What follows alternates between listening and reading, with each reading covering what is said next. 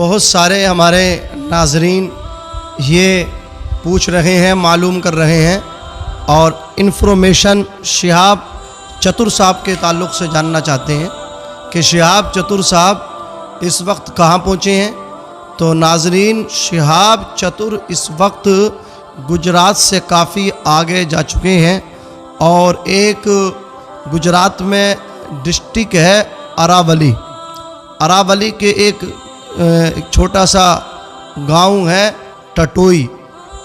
31 جولائی میں غالباً وہ وہاں سے گزرے ہیں اور لوگوں کا جمگھٹ، جمابڑا، جم غفیر ان کے ارد گرد تھا۔ پولیس کو، ہماری پرشاسن کو کافی حد تک محنت کرنی پڑ رہی تھی اور مجمع کو منتشر کرنے میں پولیس نے کافی دقت کا سامنا کیا۔ ناظرین، شہاب چتر جب چل رہے تھے تو اسی وقت وہاں معلوم کیا گیا کہ یہاں سے راجستھان بارڈر کتنا ہے، تو بتایا گیا کہ راجستھان بارڈر یہاں سے 31 جولائی میں جہاں پہ ان کی لوکیشن ملی ہے تو وہاں سے شہاب چتر راجستھان کے بارڈر سے 20 سے 25 کلومیٹر کی مسافت طے کریں گے، داخل ہو جائیں گے، ابھی اتنے دور ہیں۔ شہاب چتر راجستھان پہنچیں گے، آپ دیکھیں گے شہاب چتر ویلکم ان راجستھان، ابھی 2-4 دن میں آپ دیکھ لیں گے۔ شہاب چتر جب چل رہے ہیں تو کافی بھیڑ ان کے ساتھ چل رہی ہے۔ شہاب چتر کے اس سفر پر کچھ لوگ جو ہیں وہ غلط طریقے سے انگشت نمائی کر رہے ہیں اور اس کو جو ہے غلط ثابت کر رہے ہیں ایڑی چوٹی کے زور لگا کر کے۔ وہ کہہ رہے ہیں شہاب چتر کیرلا ٹو مکہ اتنا لمبا سفر 8640 کلومیٹر کی مسافت کم و بیش، اتنا سفر طے کرنا، اپنی جان کو مشکل میں ڈالنا ہے، یہ تو جائز نہیں ہے۔ طارق مسعود اس میں پیش ہے اور بھی دیگر کچھ حضرات ہیں جو اس سفر کی تردید کر رہے ہیں اور سخت شہاب چتر پہ ملامت بھی کر رہے ہیں۔ شہاب چتر کا یہ قدم، اس کی جو قابل تعریف ہے، لوگ سراہ رہے ہیں اور ہم بھی اس کی سراہنا کرتے ہیں۔ شہاب چتر مکۃ المکرمہ پیدل جا رہے ہیں، اللہ اکبر، ہمارے اسلاف نے پیدل حج کیے ہیں۔ حضرت حسن بصری رحمۃ اللہ تعالی علیہ بصرہ سے جب پیدل حج کے لیے گئے تو آپ کے دل میں تمنا تھی جا کر کے کعبے کا طواف کروں گا اور کعبے کو ٹکٹکی باندھ کے نظر عمیق سے، گہری نظروں سے کعبے کو دیکھوں گا۔ جب وہ خانہ کعبہ کے قریب پہنچے تو کعبہ وہاں سے غائب تھا۔ آپ نے کہا مولا اے قادر مطلق، میں تو پیدل چل کے تیرے گھر کو دیکھنے آیا ہوں، اس کا طواف کرنے آیا ہوں اور تیرا گھر یہاں سے غائب ہے۔ آواز آئی، حسن بصری، جس بصرہ سے تم پیدل چل کے آئے ہو میرا گھر کعبۃ اللہ، اسی بصرہ میں میری بندی رابعہ بصریہ ہے، اس کے گھر کا طواف کرنے کے لیے گیا ہے۔ اس سے یہ پتہ چلتا ہے کہ ہمارے بزرگ اسلاف پیدل حج کو جاتے تھے، اور دوسرا یہ بھی اس سے معلوم ہوتا ہے کہ اللہ والوں کی شان کتنی اعلیٰ ہے۔ رابعہ بصریہ ایک خاتون ہے لیکن ان کا طواف کرنے کعبہ ان کے خود گھر آتا تھا۔ حسن بصری رحمۃ اللہ تعالی علیہ نے پیدل حج کیا اور اللہ کے رسول صلی اللہ علیہ وسلم کے چہیتے نواسے حضرت امام حسن مجتبیٰ رضی اللہ تعالی عنہ نے بھی پیدل حج کیے ہیں اور 25 حج آپ نے پیدل کیے ہیں۔ تاریخ الخلافہ کے اندر یہ لکھا ہوا ہے کہ حضرت امام حسن مجتبیٰ بہت زیادہ دیالو تھے، سخی تھے، سخاوت بہت کرتے تھے، خود تو بھوکے رہ جاتے تھے لیکن کسی کو بھوکا نہیں رہنے دیتے تھے، جو بھی آتا تھا اس کی مکمل مدد کی جاتی تھی، اس کا تعاون کیا جاتا تھا۔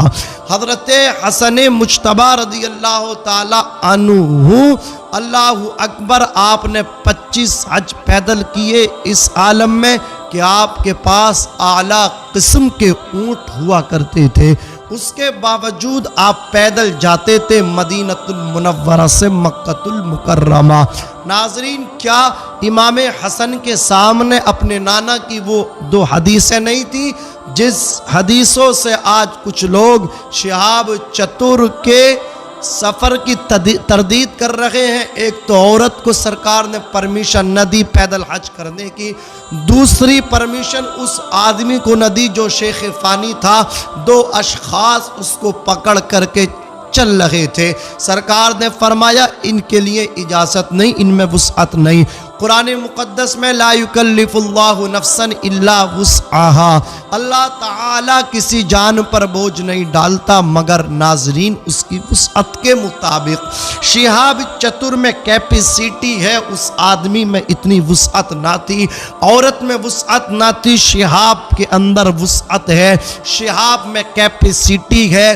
اس شخص نے 8 مہینہ ٹریننگ کی ہے، 25 سے 30 کلومیٹر پر ڈے روزانہ انہوں نے پیدل سفر کیا ہے، تبھی تو چال کا عالم یہ جیسے عام آدمی بھاگتا ہے، دوڑ لگاتا ہے اور رننگ کرتا ہے، شہاب چتر پیدل چل رہے ہیں۔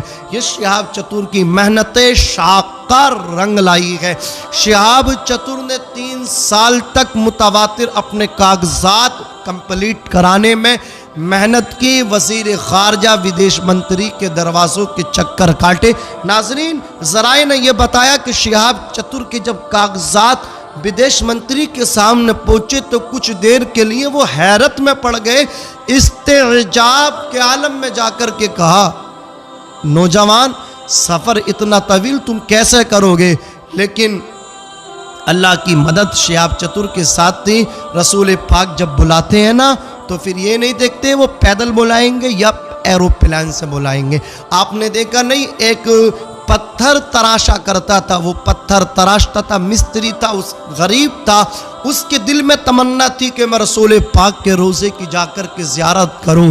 ارادے روز بنتے ہیں مگر ٹوٹ جاتے ہیں، وہی اجمیر جاتے ہیں جنہیں خواجہ بلاتے ہیں۔ یہ تو ان کے بیٹوں کے بیٹے کی شان ہے، جب تک خواجہ نہ بلائے، اجمیر شریف نہ جائیں، تو جب تک مدینے والے نہ چاہیں تو کوئی مدینہ شریف نہ جائے۔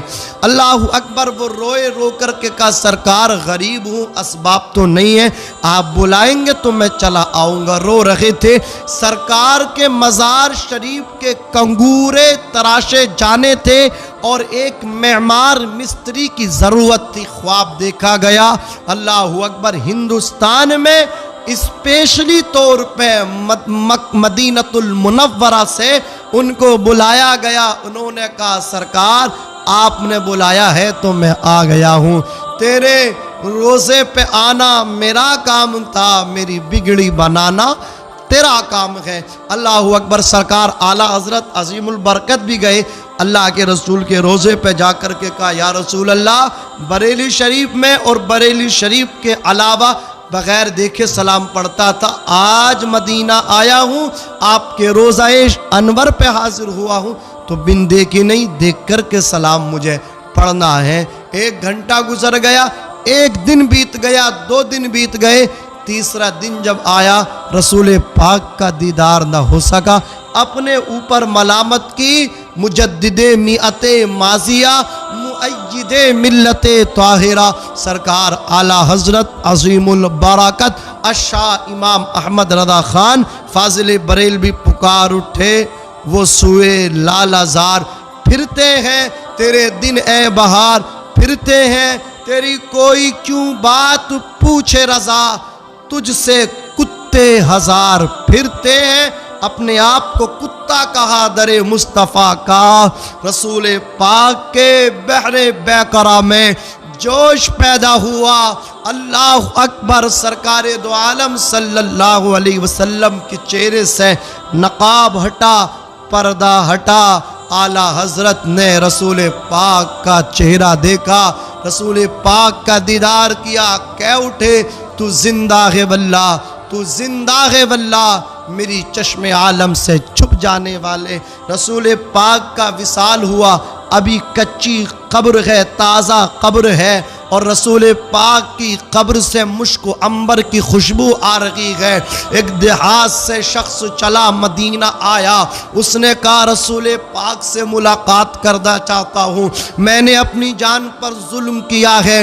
قرآن نے کہا جب اپنی جانوں پر ظلم کر لو تو میرے حبیب کی بارگاہ میں حاضر ہو جاؤ، تم حبیب کی بارگاہ میں حاضر ہوگے، میں تمہارے گناہ کو معاف فرما دوں گا۔ وہ شخص جب آیا اس سے کہا گیا آقا کا تو وصال ہو گیا، تو وہ رسول پاک کی تربت پاک پر پہنچا، مٹی کو اٹھایا جس مٹی سے مشک و عنبر کی خوشبو آ رہی تھی۔ ناظرین ایک بات اور آپ کو میں بتانا چاہوں گا، میرے آقا جس مٹی پر میرے آقا کا جسم ٹچ ہے نا، وہ مٹی عرش اعظم سے بھی افضل ہے۔ سبحان اللہ۔